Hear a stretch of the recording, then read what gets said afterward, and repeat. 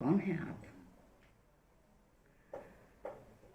तो अंदर से बाहर से आवाज आती है, को हो, कौन हो, इतनी देर गए आए। बरसात का मौसम है। बाहर से आवाज आती है, घनश्याम। क्या बात है।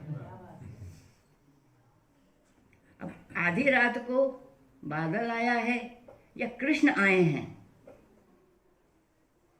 कितना व्यंजित अर्थ लगाना पड़ेगा इसमें। घनश्याम से व्यंजना किसकी हो रही है? कृष्ण से, या बादल से, या रात से, या अंधेरे से। वो भी काले हैं, वो भी काला है। सही बात। अब को हो घनश्याम, तो अंदर से जवाब क्या आता है? तो बरसों की तो जाएगी।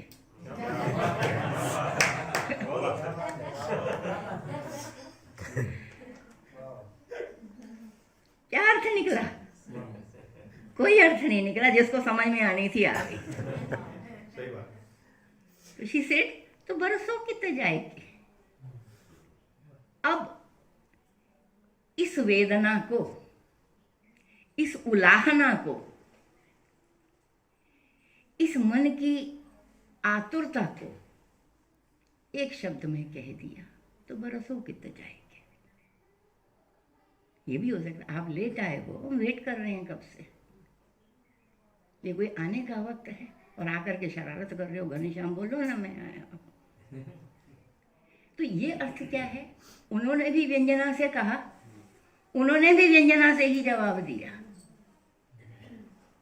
तो जो व्यंजित अर्थ होता है वो शब्द में दिखाई नहीं देता कभी भी।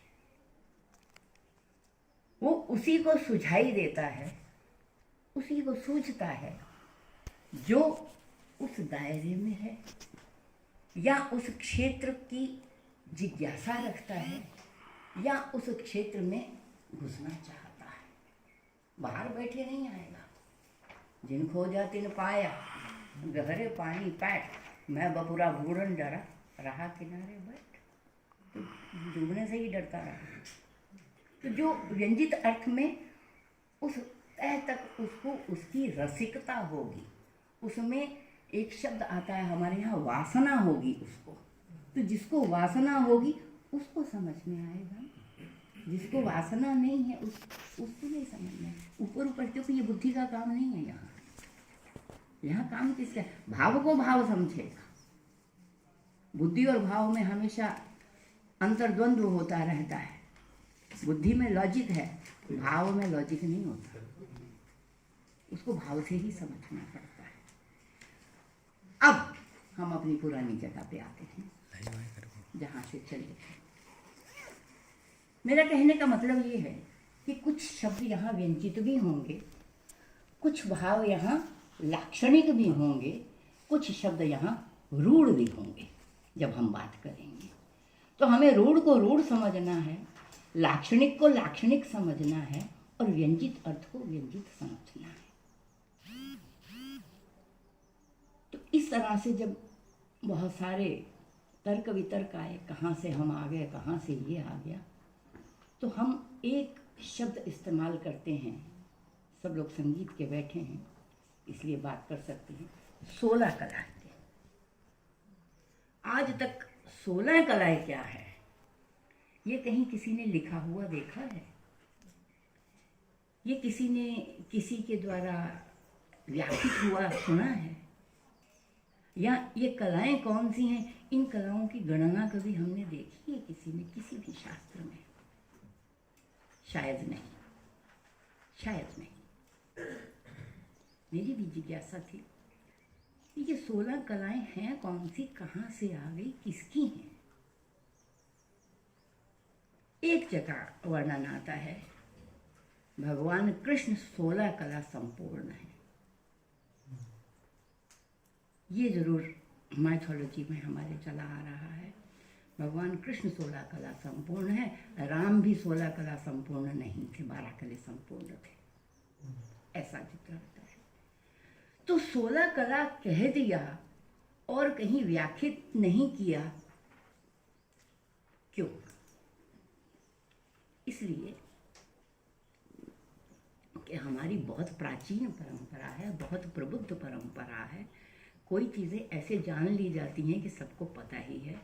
उस युग में उसका हर बार व्याख्या करना आवश्यक नहीं भी समझी जाती। लेकिन बहुत युगों के बाद जब उस परत को खोलते हैं तो कोई चीज़ें क्या हो जाती हैं, रहस्यमय हो जाती हैं, क्योंकि उनके उतने व्याख्यान हमें प्राप्त नहीं होते, या व्याख्यान प्राप्त होते भी होंगे तो उस समय की डॉक्यूमेंटेशन की कोई ऐसी स्कीम नहीं होती, डॉक्यूमेंटेशन के कोई साधन नहीं होते, प्रचार के कोई माध्यम नहीं होते, तो कुछ चीज़ें काल के गर्त में ढकी रह जाती हैं।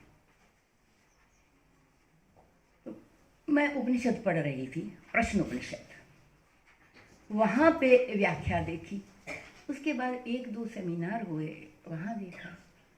वेद विज्ञान पे सेमिनार जयपुर में हुए, मानवाश्रम संस्थान है वहाँ, मोतीलाल शास्त्री, मधुसूदन ओझा, इन लोगों ने वेद विज्ञान पे काम किया है, बहुत ही सुंदर काम किया है। वहाँ एक जगह ये आता है कि ये 16 कला जो है ये कैसे बनी है। 16 जो है ये संख्या है, ये सांख्य फिलॉसफी है इसके पीछे। और जो सांख्य दर्शन है उसमें संख्या 25 है, उसमें 16 नहीं है।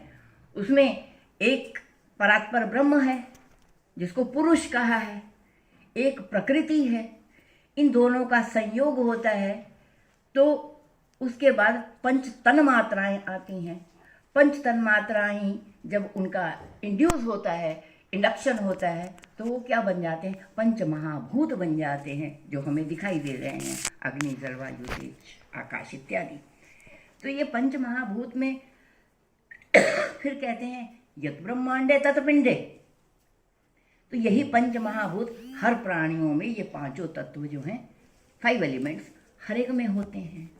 तो उनके आगे जब उनकी व्याख्या करते हैं, अब ये एक पुरुष, एक प्रकृति, पंच महाभूत, पंच तन मात्राएं, 12, 13वां महद बुद्धि, 14 अहंकार,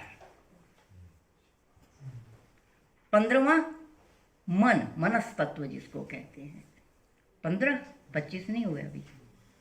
15 के बाद 5 ज्ञानेंद्रियां और 5 कर्मेंद्रियां।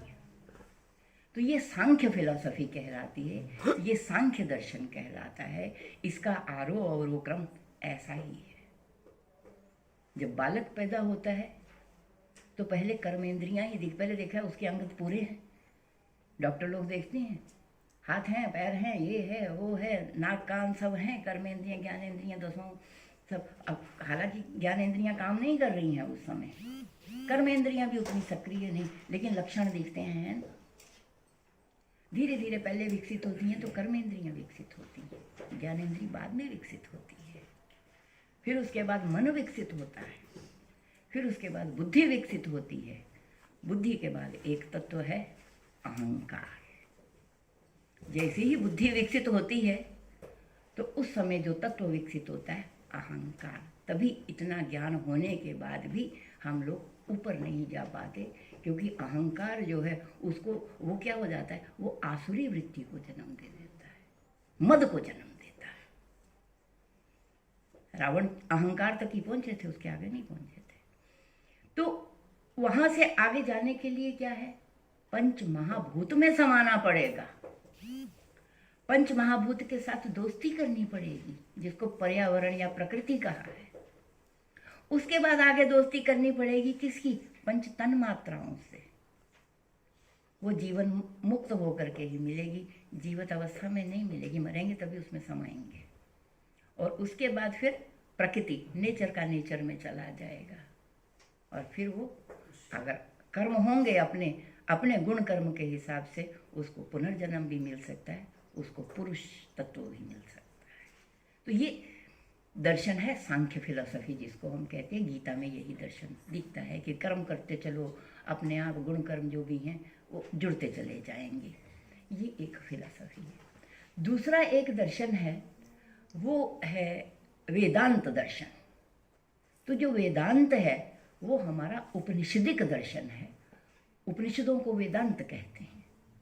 तो ये वेदांत फिलॉसफी में जितने भी उपनिषद हैं, सृष्टि कैसे आई, कैसे नहीं आई, क्या तत्व था क्या नहीं, ये चिंतन का अंतिम चरम सीमा है वैदिक युग में। मैं नीचे से शुरू हुई, ऊपर जाएंगे। तो अब इसमें वो कहते हैं, प्रश्न उपनिषद में उसने कहा है कि इसमें जो 16 कला वाला जो है वो एक पुरुष है। तो इस पुरुष के जितने भी तत्व हैं, कुछ तो भावात्मक उसके गुण हैं, कुछ उसके कर्म दिखते हैं, और कुछ जो हैं वो अदृश्य है, वो देव से भी ऊपर है। तो ये सारे तत्व जब मिले तो मेरी समझ में जो आया कि पहले एक ब्रह्म है जिसको कहते हैं परात्पर ब्रह्म। एक ब्रह्म तत्व है परात्पर जिसको कहा है, उसके साथ वो उसमें वो निर्विकार है, वो अकाल, अयोजी, अजन्मा, निर्विकार, उसके तक कोई नहीं पहुंचता, वो ये तत्व है। उसके बाद क्या होता है, इससे मेल होता है, एको हम बहुश्याम, ये इच्छा होती है उसकी। तो तब वो क्या होता है, तब वो योग माया के साथ उसका मेल होता है। माया के साथ मेल होने पर जो उसका रूप बनता है वो बनता है अव्यय ब्रह्म। तो उसकी 5 कलाएं बनती जो हमें दिखाई नहीं देती। फिर अव्यय का जब मेल योग माया से होता है तो बनता है अक्षर ब्रह्म। वो भी क्षर नहीं होता, तन्मात्राओं के रूप में है। तभी कृष्ण ने कहा है 10वें अध्याय में, एको अक्षर ब्रह्मास्मि, मैं एक अक्षर मैं हूं। तो वो अक्षर ब्रह्म है जो क्षर नहीं होता, और उसी अक्षर को ओम भी कहा है। इसकी चर्चा अगले में करेंगे। उसी अक्षर को ओम कहा है।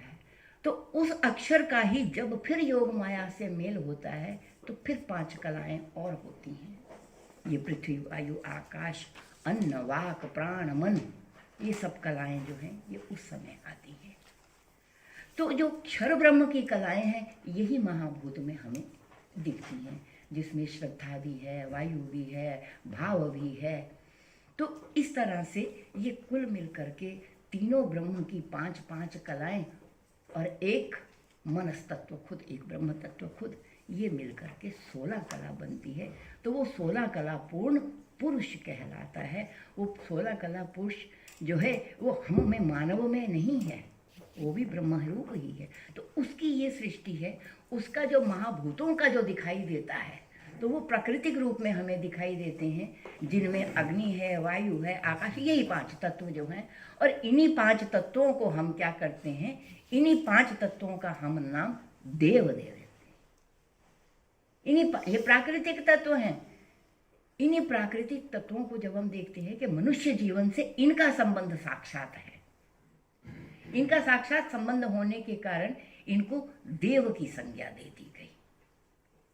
तो देव जो कहा, अब देव क्यों कहा, द्योतनाथ, ये चमकते हैं, चमकदार हैं द्योतन के कारण। दिव्य गुणात, इनके गुण दिव्य हैं, बाकियों में नहीं है वो गुण, यूनिक हैं। ये जो आग में है वो पानी में नहीं, जो पानी में है वो सूर्य में नहीं, जो सूर्य में है वो वायु में नहीं, जो वायु में है वो पृथ्वी में नहीं। तो इन 5 के अपने गुण हैं। इन दिव्य गुणों के कारण ये इनको हमने देव कहा है। फिर सबसे अच्छा गुण दानात, दान देने के कारण ये हमें देते हैं, नित्य प्रति देते हैं, वापसी का हिसाब नहीं मांगते, कोई रिसीट नहीं मांगते, देते हैं, निरंतर देते हैं, बेहिसाब सबको। तो इस दान गुण के कारण ये देव तत्व है।